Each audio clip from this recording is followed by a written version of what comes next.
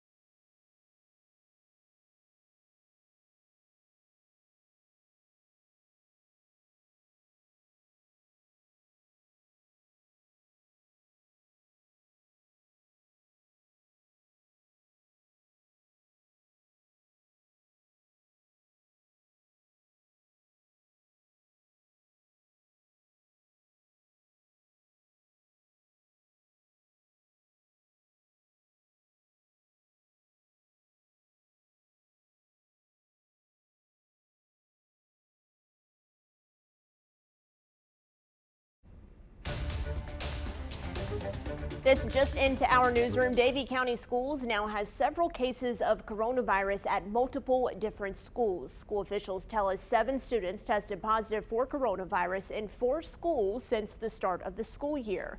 Families were made aware if their child was exposed, and they have since been contacted by the county health department. The school district says local health officials have not advised them to shut down any schools. Welcome to your 4 to 5 this afternoon. I'm Maddie Gardner, joined by Eric Chilton and Taheshah Moise. Of course, this is an interactive newscast. We'd like to chat with you during it. Join our live streams. You can find us on YouTube, Twitter, and Facebook. Laura was downgraded to a tropical storm this afternoon as it moves over Louisiana. Just after the storm hit Lake Charles, Texas, a chemical fire broke out at a biolab facility. The governor urged people there to stay inside, close their windows, and turn off their air conditioning units. Biolab makes products like pool and spa chemicals. The Greensboro Fire Department is now sending help to Louisiana. 20 members of the Swiftwater Rescue Team are going to help with search and rescue efforts. They're taking boats and other equipment with them to help look inside flooded homes and rescue anyone who is stranded in the water.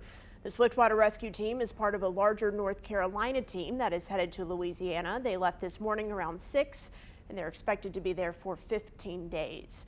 9 Red Cross volunteers from the Carolinas are also going to help out, and Samaritan's Purse is sending a disaster relief unit. There are now 4 reported deaths because of the storm, all in Louisiana. Authorities say they were the result of trees falling. A 14-year-old girl died when a tree fell on her home. Laura made landfall as a strong Category 4 hurricane with wind speeds up to 150 miles per hour. Hundreds of thousands of people are still without power, and it could take days to restore it all. Well, let's talk about Laura real quick and kind of give you the latest here as far as the storm itself is concerned. It is moving up toward the Tupelo, Mississippi area. Also, Memphis is feeling the effects of this too. If we zoom back out and kind of give you the latest here, the winds are at 65 miles per hour. She is now a tropical storm, of course, has been so for a while, actually. Moving to the north at about 15 miles per hour. So let's talk about what it will do for us. This would have to be, of course, day after tomorrow. We think Saturday is when, if we feel the impacts, this is when that's the time, basically. As far as rain goes, about a half an inch to an inch is most likely. The outlying or the maximum, I think, would be between 1 and 2 inches. Wind should be, we'll see gusts of 25 to 40 here. It could go as high as 50, but 25 to 40 more likely. Again, a few thunderstorms possible. There is a small tornado threat, and if you look at the futurecast wind gust, it will be a breezy Saturday, as we said, 25 to about 40 mile per hour wind gusts. It will clear out on Sunday, and we'll talk more about our long range forecast coming up. NC State students are starting to move out after the university announced a significant need to cut back on student housing because of coronavirus. Students have just 11 days to move out. The university is asking people to select a time to move out to help with social distancing. The announcement comes a week after the school said they were moving classes online but letting students stay on campus. The university is also giving students prorated refunds for housing and dining for the fall semester. Any students who are currently in quarantine on campus must be cleared by Student Health Services before they can move out. NC State plans to continue testing students and isolating anyone who is positive for the virus or that came in contact with someone who has the virus. Dr. Ohl with Wake Forest Baptist Medical Center shed some light on if you need to be tested once you've come into contact with someone who has coronavirus. He says if you learn that you've been around someone 2 days ago who is positive, that doesn't mean you should run out and get a test immediately. He says it takes about 4 to 5 days for the virus to appear in your system enough for a test to read positive. However, this doesn't mean you should go on with your life. Dr. Ohl says you need to quarantine. If after 5 days the test is negative, Ohl says you still shouldn't leave quarantine. You're still in quarantine because 25% of people won't develop COVID until later in the 14-day period. Now, Dr. Ohl says you are safer waiting 10 days before leaving quarantine, and even then you should take a second test. While you wait for your test results, he says you should stay in quarantine. And speaking of testing, if you are looking around for free testing happening in the state health department is making it easy for you. All you have to do is go to the state health department's website and look under the coronavirus tab and click testing. That link will take you to the state's information on testing. From there, you click Find My Testing Place. The CDC is now releasing guidelines on how to handle anti-maskers in the workplace. This after multiple instances of violence like this, when a man in Florida harassed a woman when she asked him to wear a mask in Costco, or like the Michigan man who stabbed someone who asked him to wear a mask. The guidelines say just walk away if it seems like the situation can turn violent. Employers are advised to get ahead of any possible issues by posting signs that remind people of the mask requirement. They say workers should be trained to recognize potential threats, understand conflict resolution, and use non-violent responses. If you have the staff, CDC says 2 people should actually go up to talk to someone about these rules. And they add if the situation seems to escalate, workers should go somewhere with a door that locks to get away. So I asked you on my Facebook page what you thought about the CDC's guidance and how you think people should respond to those who choose not to wear a mask. Stacey Pennington said, I think workers should just continue doing their job, be polite, and don't say a word about a mask. If someone chooses not to wear one, that is their choice.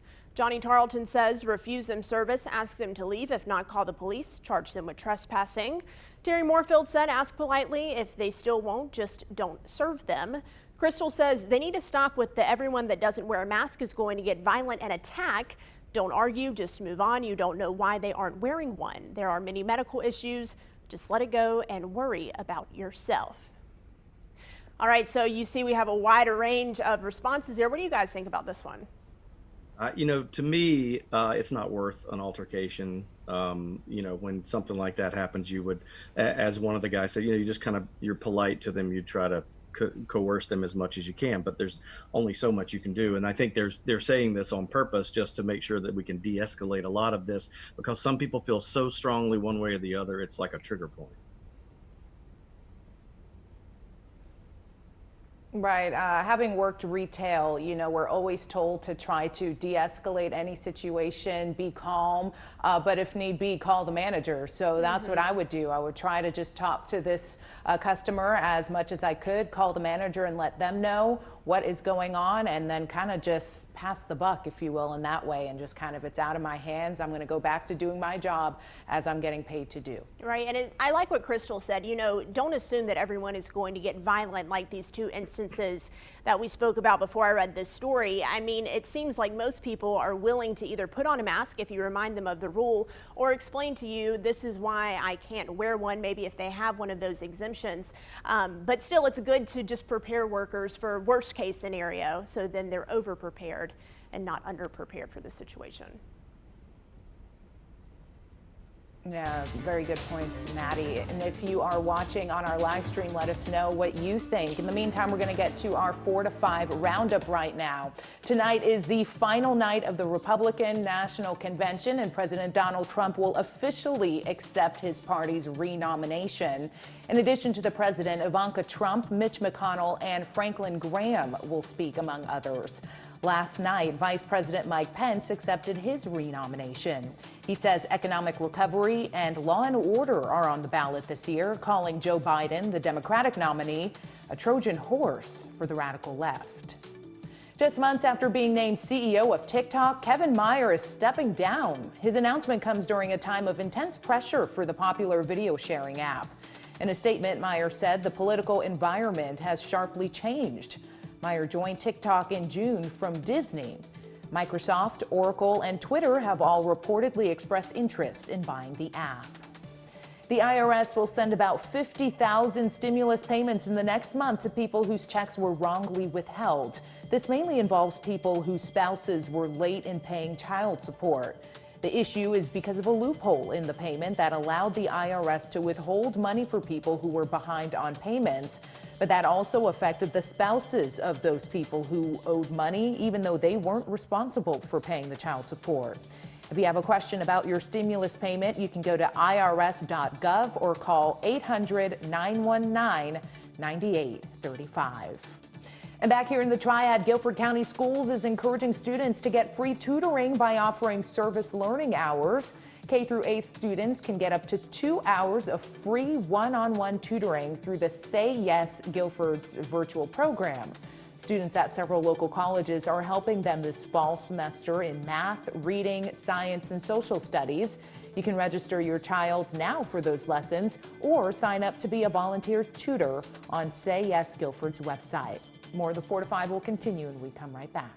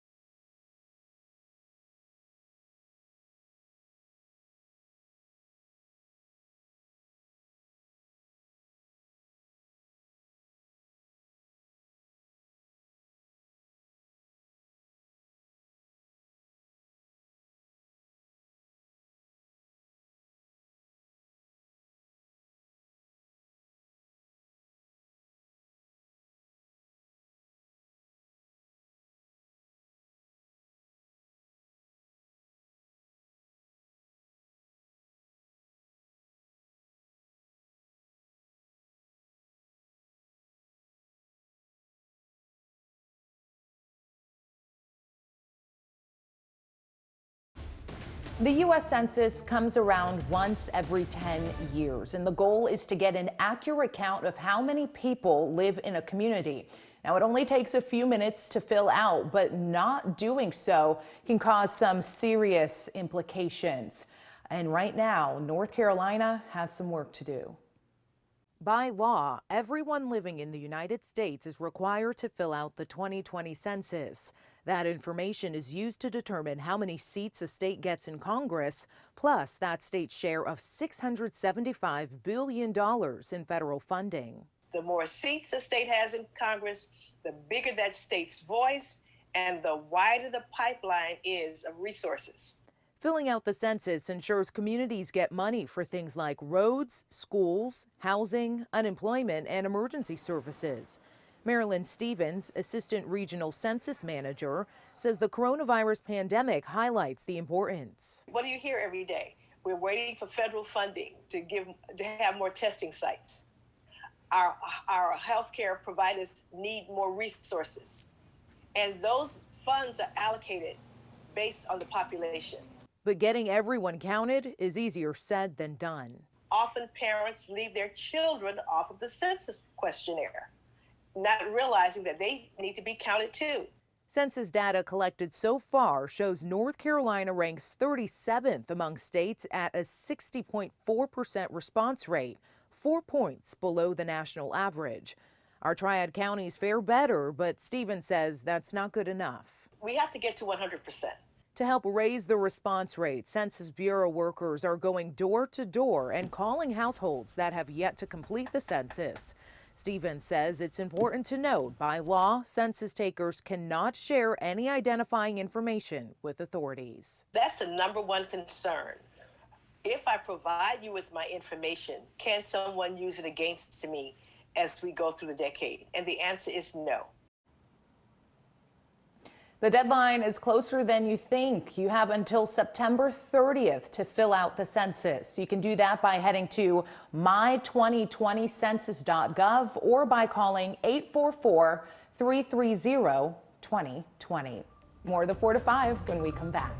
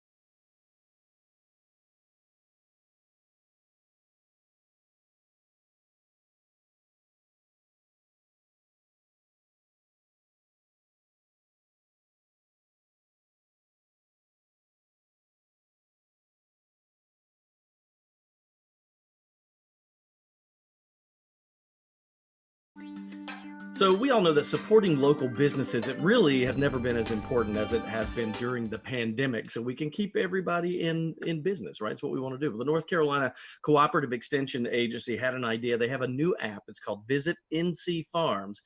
And there's much more to this than you might think. I spoke with Crystal Mercer to find out more about this app. Crystal, let's talk about this app, because when I first saw this, I thought, what a cool way for us to be exposed to a lot of local farms that we may not know about. Tell me how the app works, and what do we get out of this? Well, the app is very easy. You can download it, whether it's Android or iPhone. And right now we're going online to search for farms that do pick your own blueberries. Or you just type in search for whatever you want. And 72% of people now have a smartphone of some sort. And with this app, it's so easy and it's friendly. And it also has a map of where the farms and farmers markets or vineyards or events are happening around town, especially in Guilford County. I mean, really, it's truly a one-stop. I mean, because when I looked at it too on my phone, what I like about it is that we look for those little out-of-the-way smaller farms that maybe do pick your own, and that to me, I love that feature. It's the best way to connect the community with our farming community. With the environment that's going on right now, we're doing everything we can from Guilford County to make sure that we can get businesses connected with our farmers and our farmer markets and our agribusinesses. I know, and because your phone goes with you everywhere. So yeah, that is true. Crystal, thank you so much for taking time out. I really appreciate this. You're connected us to those farmers that need us right now. It is true. A very cool app, by the way. There it is. My camera had to adjust to the light. Pick your own. You can find events. What I love is you click on special events, and it shows you a map with all the little red dots, and you click on each red dot near you. You see exactly what the event is. Pretty cool. Check out the story on WFNYnews2.com if you need more information. So I asked people on Facebook today, speaking of this, what is your favorite local farm? We had some people that agreed with several people chiming in with a couple of farms there. Let's take a look. Cindy says J&A and Brown Summit, the best tomatoes I've ever had, and absolutely the friendliest young men you'd ever want to meet. How about that? Aaron Morris says Smith Farm has good prices and they're so friendly and polite. You see how Southerners love polite people and good service. Michelle says Millstone Creek Orchards. Now, I'm not familiar with that, but listen to this. She says they have the best apple cider slushy sold. Never heard of that. I will be there. Elizabeth Bennett says Ingram's. That's a good one. And then Carol Harrell says Whitaker Farms. Best tomatoes, awesome people. I think it's neat how they really chime in on the customer service and what type of people they are. Friendly. Yes, Millstone Creek Orchards is in Ramseur, Eric. Actually, that was one of my very first live shots on the Good Morning Show when I started here at WFNY News 2. And I tend to find my way back there every year because they do a lot during the fall with apples and pumpkins. But they are great people as well, and the slushie is delicious. You had me at slushy. I've actually yet to go to a local farm here. Can you believe it? I've been in the Triad for 3 years.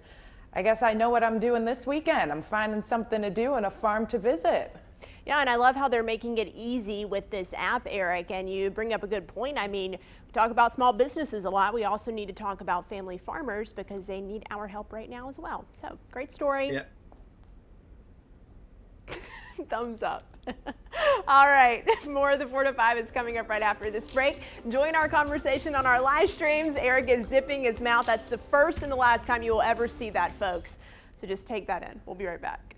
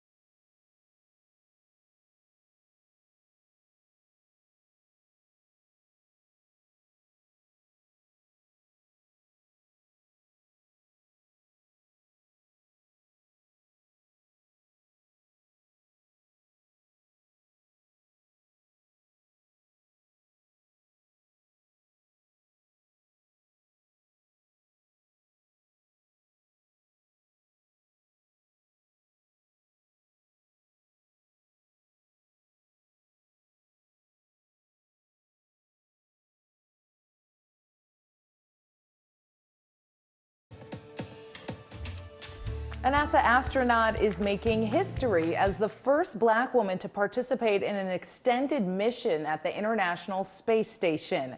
Jeanette Epps is assigned to the first operational crewed mission for Boeing's Starliner spacecraft.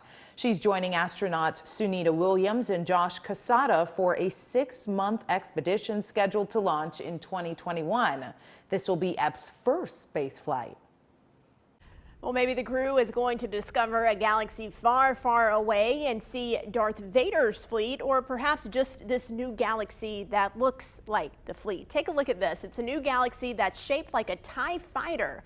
The Astrophysical Journal says the galaxy is active, meaning its stars are not capable of providing the amount of light released on their own for the galaxy. It has a black hole at its center that is 1 billion times the size of our sun.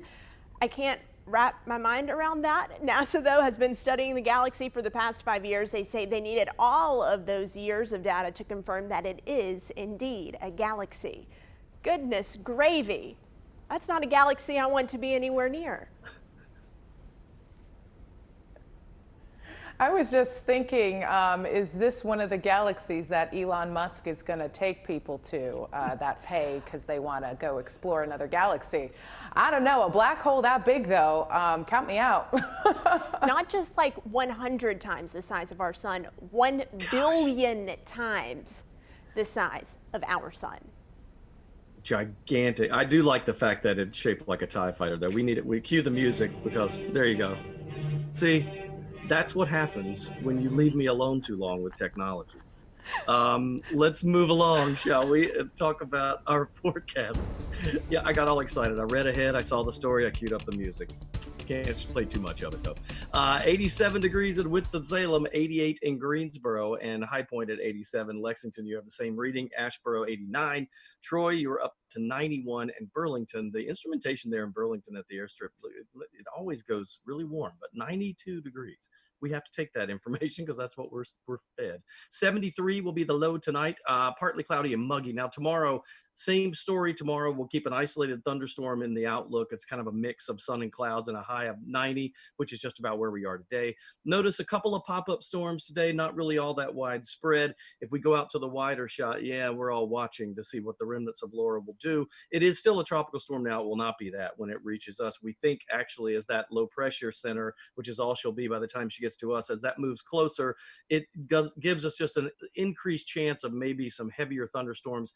Isolated tornadoes cannot be ruled out, but we're not calling for that per se. We'll have the 7-day forecast for you and a peek through the weekend. It looks good on Sunday. We'll have that coming.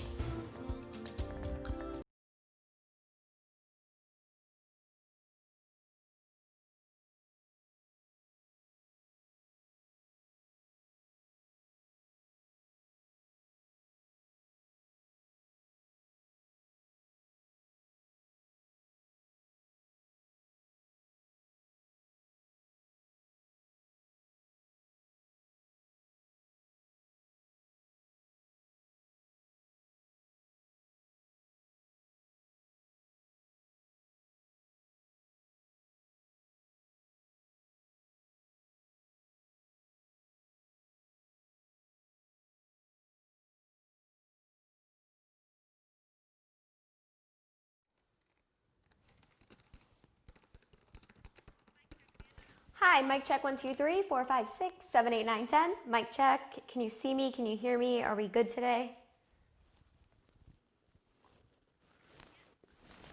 Good.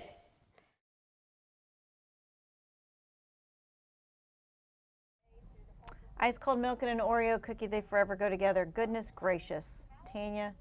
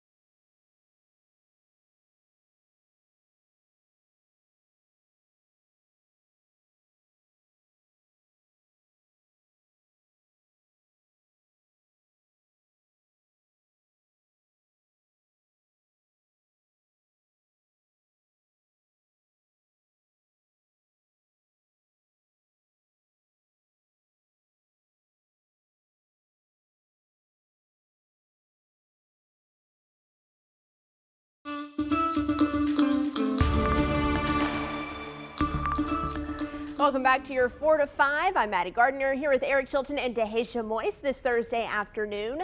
Of course, we are an interactive show. We like to chat with you on our live stream, so join our conversation on Twitter, Facebook, and YouTube. Well, let's start off here by getting you straight to your 4 to 5 roundup. The Wisconsin Justice Department named the officer who shot Jacob Blake as Officer Rustin Sheshki. The shooting led to 3 nights of violence in the state. It is now under a federal civil rights investigation. The State Department of Justice says officers from the Kenosha Police Department were sent to the area Sunday after a caller reported that her boyfriend, who was not supposed to be on the premises, was there. The release did not say what role Blake played in the original incident, but his family's attorney says he was trying to break up a domestic dispute.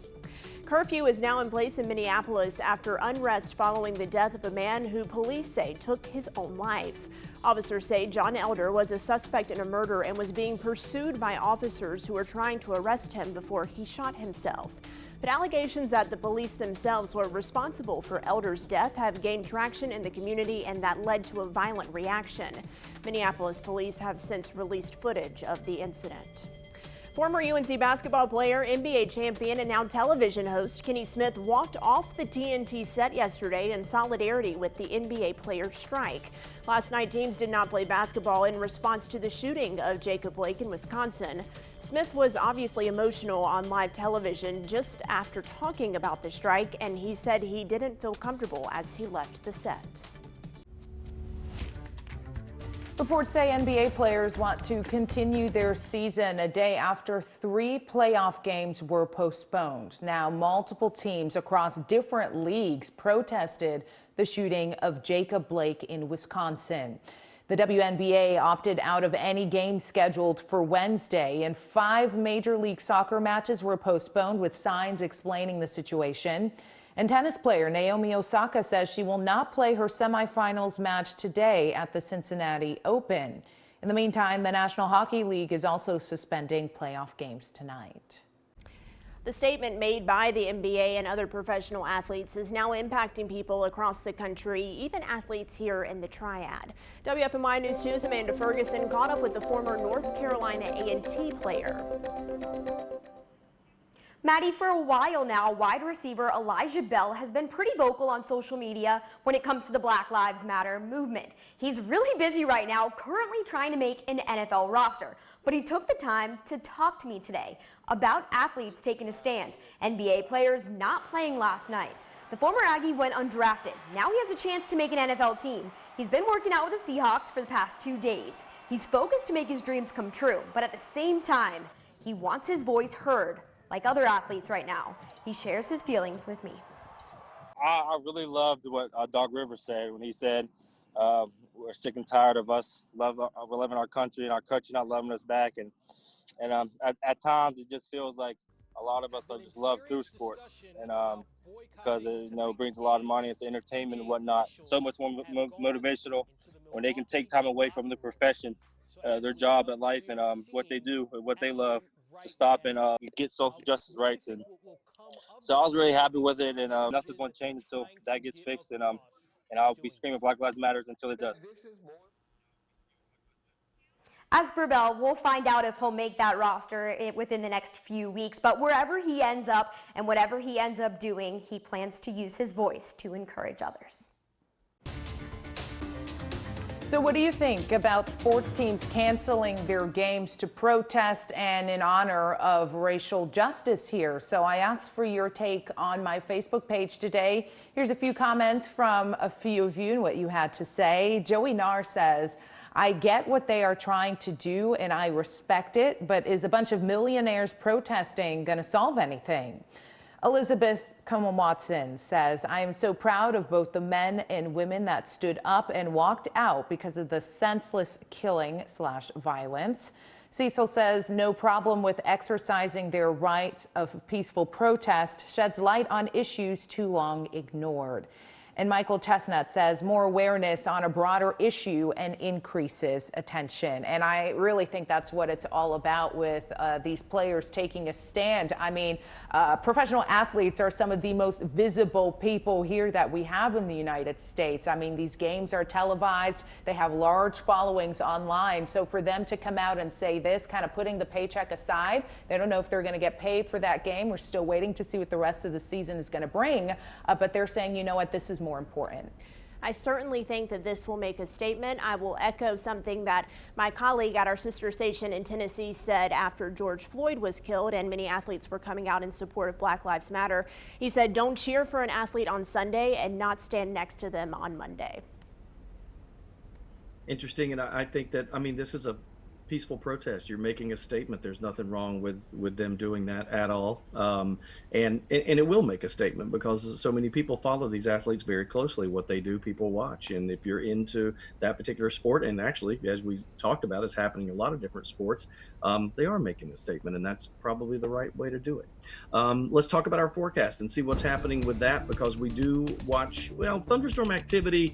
I'm going to tell you that it's not widespread today, and we don't really expect a whole lot tomorrow, but the chances there, it's just Saturday is the time when the actual system, the remnants of Laura, will move by, and it could cause some problems for us. You see the thunderstorm activity now is closer to, say, Salisbury in that area. You see a little bit in northern Davidson County and through central Rockingham. If you're in Reedsville, by the way, you're going to get a shower in the next about 30 minutes or so. There's the big picture with Laura. You see back out to the west, still with tropical storm strength winds, by the way, at the last update. But we're watching this one. It will become just an area below pressure, but a very unsettled section of weather that'll be pushed our way by that cold front. Now, the majority of this we think will stay to the north, but the winds could kick up to 20 to 40 mile per hour gusts on Saturday. There's a chance we could have an isolated heavier thunderstorm, even though it's not as widespread as it will be, say, in Virginia or West Virginia. But things we'll have to watch for. Rainfall, maybe a half an inch to an inch, worst case scenario, 1 to 2 inches as that system moves by. Just a quick note that once that heads by, Sunday's beautiful 84 degrees and sunny, and then we're to a normal forecast with mid to upper 80s for Tuesday, Wednesday, and Thursday.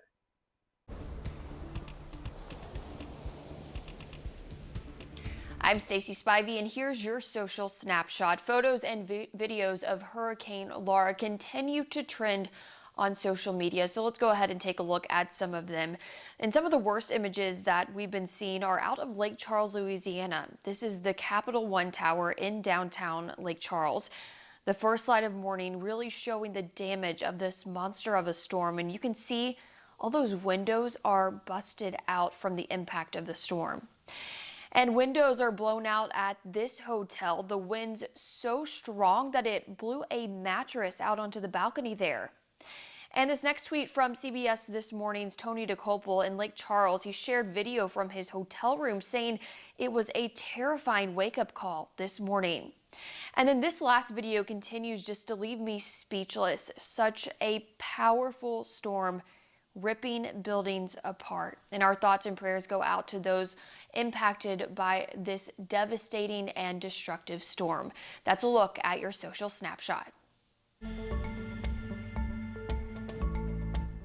So this Facebook post right here is being shared all over the place. It talks about COVID or hazard pay for folks who have been working outside the home during the pandemic. So Maddie, I want to bring you in on this one. This is something that folks have been asking about. And this post looks pretty real. Yeah, it's very convincing. You know, you see the logo at the bottom and you say, yeah, that's the FEMA logo. But Tanya, there's not a blue check mark on this post. There's no blue check mark anywhere, not at the bottom, not at the top. No blue check means this is a fake post. Some scammers make fake pages that look like the real thing. To verify, you want to look for the blue check by the name. So I'm using this "Two Wants to Know" post, WFMY, because there was a fake post made. And so this one is the real post because you can see that there is a blue check. And then when you're on the computer, you hover your mouse over the check and a box will appear over that check, and it tells you that it is a verified account. That is what you want to see, because you know, any kind of post about coronavirus or a coupon or hazard pay, you want to make sure it's real. How do you verify something on your phone? Because you can't hover a mouse over it, right? On your phone or your Facebook page, you go to the search bar, you just type in the news organization or the company that you're seeing a post from. If the search pops up the blue check, you know that it's the real thing. So now you know this Facebook post from FEMA, not real. But is the concept of COVID or hazard pay from an employer real? We're going to talk about that coming up at 6 o'clock.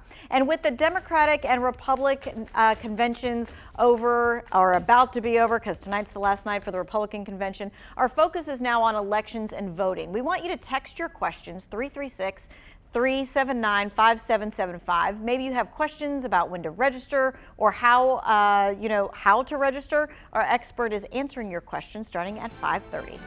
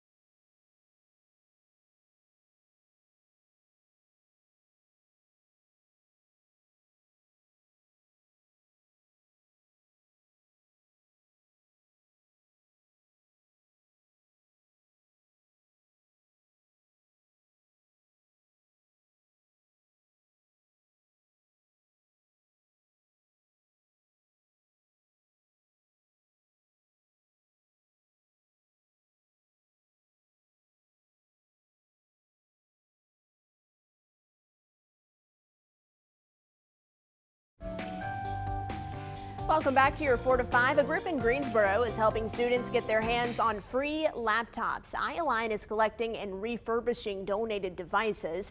They'll then deliver them to students who need them. So if you have one you want to donate, you can drop it off between 4 and 7 p.m. at College Park Baptist Church on Walker Avenue in Greensboro. And Guilford County school leaders say 60,000 students are still waiting on laptops. The district placed an order, but they're told they won't receive those devices until late November. Dr. Sharon Contreras says 96% of Guilford County school students have not been involved in remote learning this past spring. Now that's when the schools first shut down. And listen to this, a new report is showing that Guilford County students aren't the only ones dealing with this. UNICEF says at least 1/3 of the world's children couldn't access remote learning tools when the pandemic first hit. That's 463 million children globally. The report used data analyzing availability of remote learning technology and tools such as access to television or internet. This report says that the youngest children are most likely to be the most impacted here.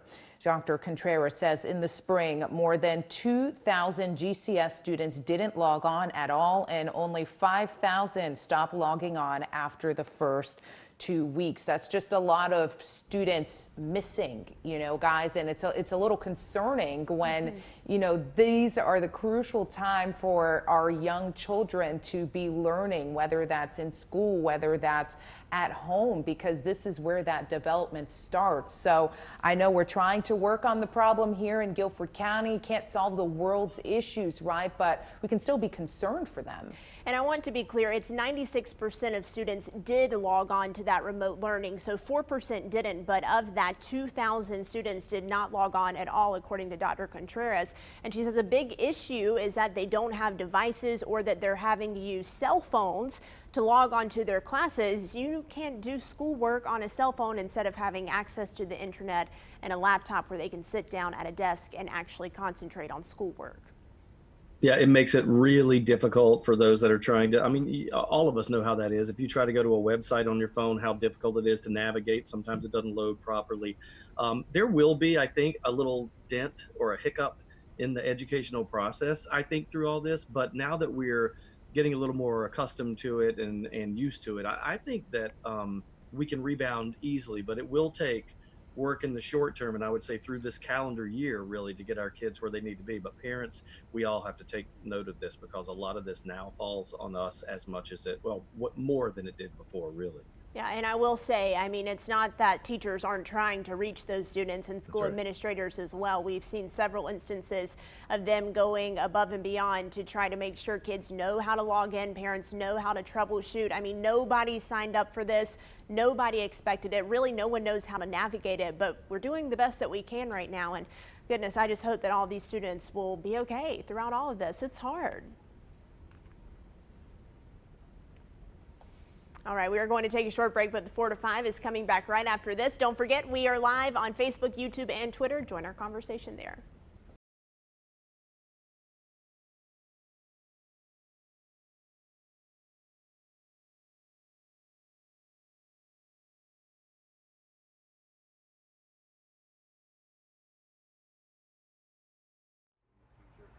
Hello, 1, 2, 3, 4, 5, 6, 7, 8, 9, 10. 1, 2, 3, 1, 2, 3, 4, 5.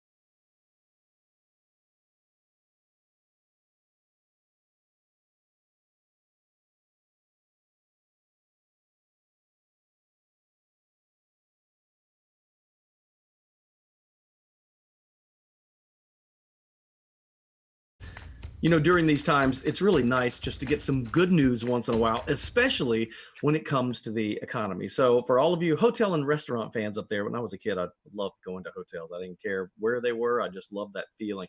We've got some good news for you. Heard today that the Proximity and its restaurant Printworks will open September the 8th. I spoke with owner and really visionary Dennis Quaintance about the process and what we can expect.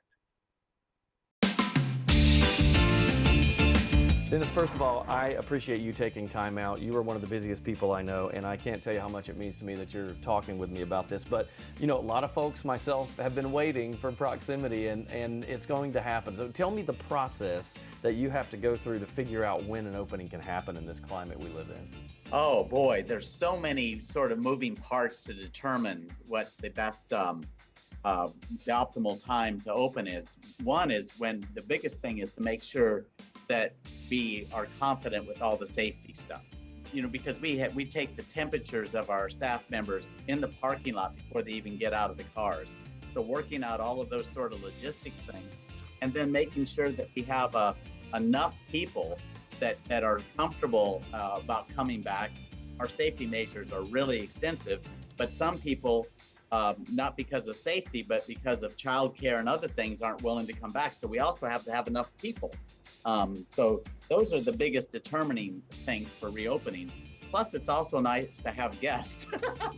You know, I'm sure you'll be dealing with that in the future. With this, and obviously in the hospitality industry, which you do so well in, you know, this affects you to the core, really. I know that you put your heart and soul into your properties. Let's talk a little bit about rebounding out of this. What is the attitude and the plan for success to come out of something like this? Well, first of all, you're right. It's sort of in my and my colleagues' DNA that when we didn't get to play restaurant and hotel, we very much felt like a partial people. You know, it was unsettling, and it still is unsettling. There's so much so many reasons to be not to be settled, but coming out of this is sort of like they unlock the merry-go-round, and we get to go play. Let's talk about, well, you mentioned incentives. Will we look for some deal packages maybe in the future to get folks back to the hotels? For $299, we have a special at the O'Henry, and then we'll have it here when we open September 8th. You stay at the hotel. You can even do early check-in, late checkout if you've got space, and we usually do. And you get a $150 credit to dine at Printworks, Green Valley Grill. And thank you, Dennis, for taking time out. We look forward to September 8th. We will be there in droves, my friend. And that we will. The deal he talked about, that, and I know, you know, a lot of us, like, you want to save up for something like that. And $300, though, if you're talking about staying at that hotel, because, you know, it's upper end for sure. And then plus the dinner, like, that's a great deal. And they're doing what they can to get people back in the rooms and taking a break from things, you know. I know many people will be excited for September 8th, and the fact that they shut down in the first place to really take care of employees, I think, says a lot about the organization. Guys, Printworks was the last restaurant I went to before everything shut down. When I was sitting there with my friends, we were just having a great time, not realizing that the world was going to change. And when I look back on my phone, you know, I look at that last photo, I'm like, wow, this was pre-COVID. Memories made there. So I'm definitely so glad that they are back. Their brunch is excellent. So if you happen to need a spot that you want to visit for brunch, definitely check them out when they're open. Yep, I will second that. Love that. That's for sure. All right, good news from Dennis Quaintance. We like that. Let's look at rain out there. We've got rain on the way. Not so much for today. Now, we do have an isolated shower or two here or there, but really, this is what we're watching. That is Laura as it moves inland and really will become just an area of low pressure. However, very, very unsettled for us on Saturday. Is there a chance of heavy rain? Absolutely, although most of it will be north of us, but still anywhere from half an inch to an inch, I think, is probably expected. with maybe up to 2 inches if that's worst case scenario for us. Really, we have to watch for an isolated thunderstorm, or even a tornado is not out of the question, although we don't expect that or look for that. Sunday is less humid. It looks so much nicer. Once that system and the cold front sweeps it all out, Sunday's going to be beautiful. Low humidity and 84, 82, and then that's on Monday, and we'll build back to 87 for Thursday. Every day a normal late day pop-up shower or storm chance.